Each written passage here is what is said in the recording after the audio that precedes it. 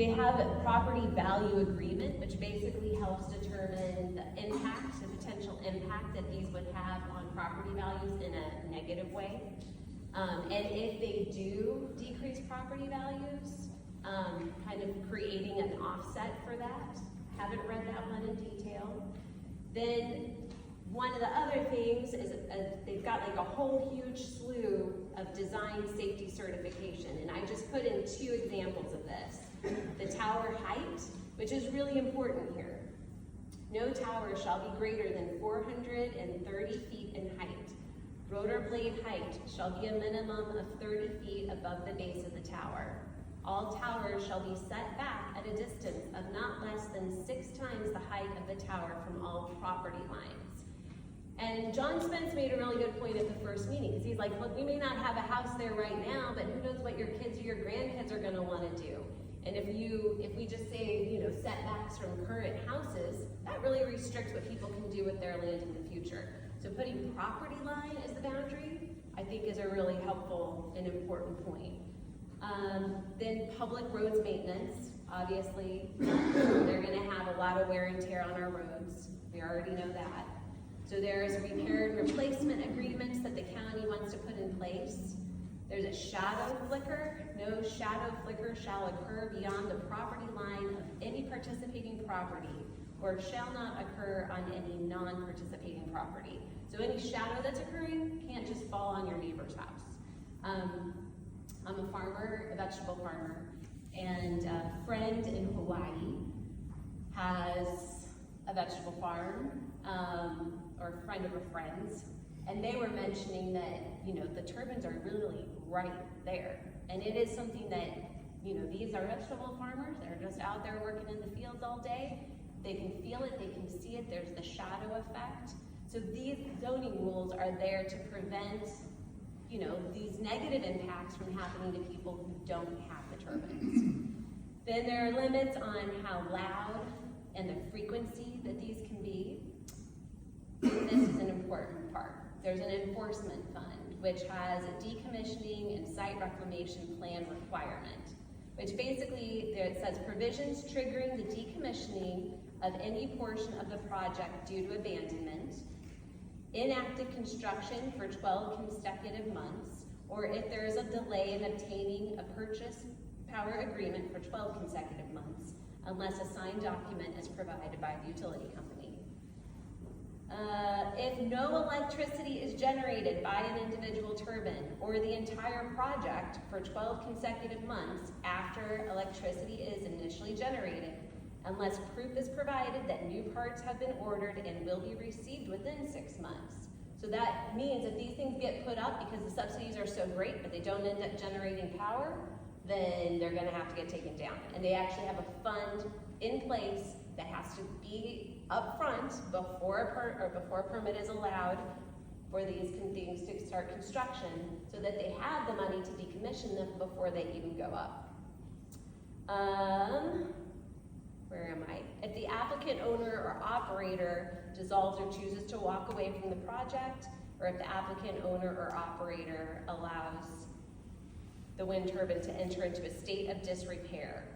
So what we've heard about from other people is these things having broken parts and then not kind of functioning anymore, and they have no responsibility to fix them. Imagine what it will take to get out there and fix something that tall. So these zoning regulations are basically this is just the tip of the iceberg of what they've written, but it's what we would want to present to the Delaware County Commissioners, first asking for a moratorium, that nothing get built until the citizens have a chance to see what this is going to be about and how they feel about it, and to look at the possibility of zoning and what this would look like. Thank you, ma'am. And so this was something that, I know this is a little bit blurry, but this was just something I did online from a little sign place like esigns.com, and anybody can do it. We've got another person who has volunteered. Is Latasha here? Yay, thank you, to take over the sign work. Because right now I think what we need are getting the word out through signs, especially if you're on 412 or on alternate 412. just so that people driving by know how we feel as a community. The ones that I looked up are about $100. They'll last forever. Latasha found some that are in the 42 range, is that right? Yeah, 40 to $40.